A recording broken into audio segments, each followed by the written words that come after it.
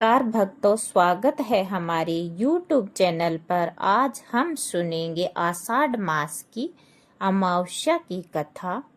क्या आपके जीवन में बार बार रुकावटें आ रही है?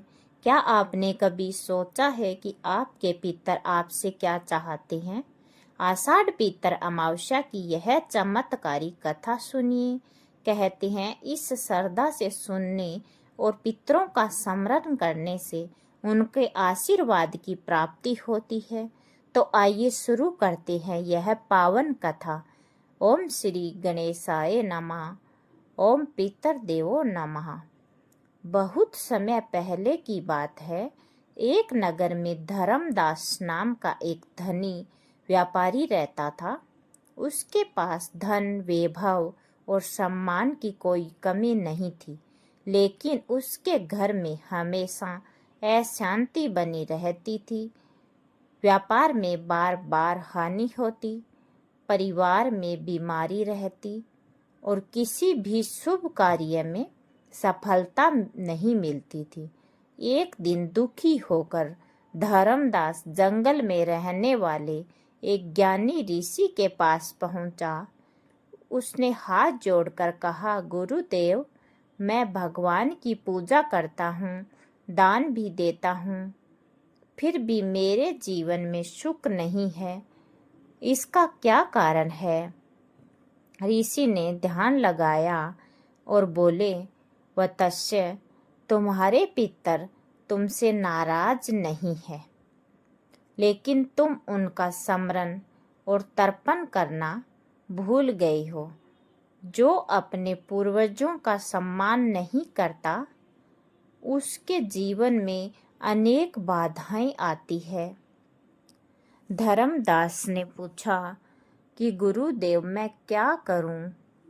तो ऋषि बोले, आषाढ़ मास के दिन प्रातः स्नान करके पितरों का तर्पण करो, काले तिल मिले जल का अर्पण करो, ब्राह्मणों और गरीबों को भोजन कराओ, गाय, कोए और कुत्तों को अन्न दो तथा अपने पितरों की आत्मा की शांति के लिए प्रार्थना भी करो।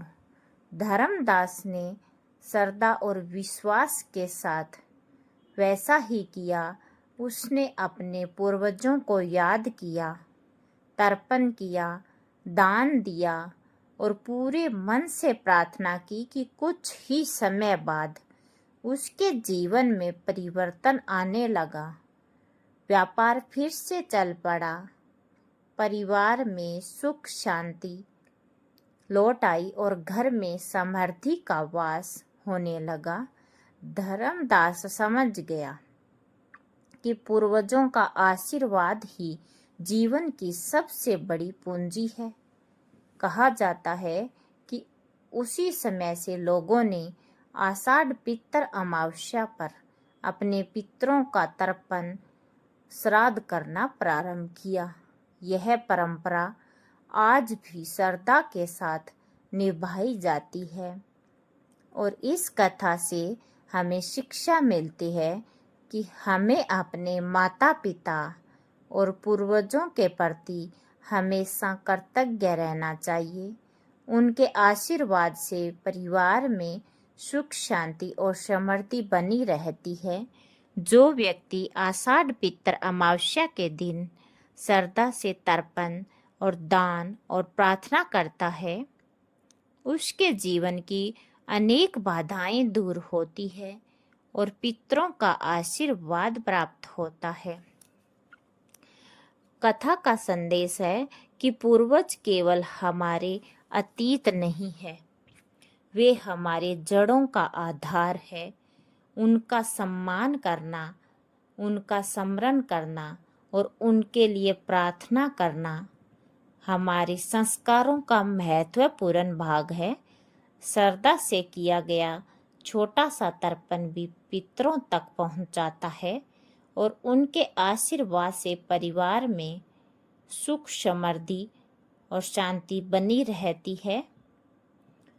बोलिए, ओम पितर देवाय नमः। पितर देवों की जय हो। धन्यवाद पूरी कथा सुनने के लिए।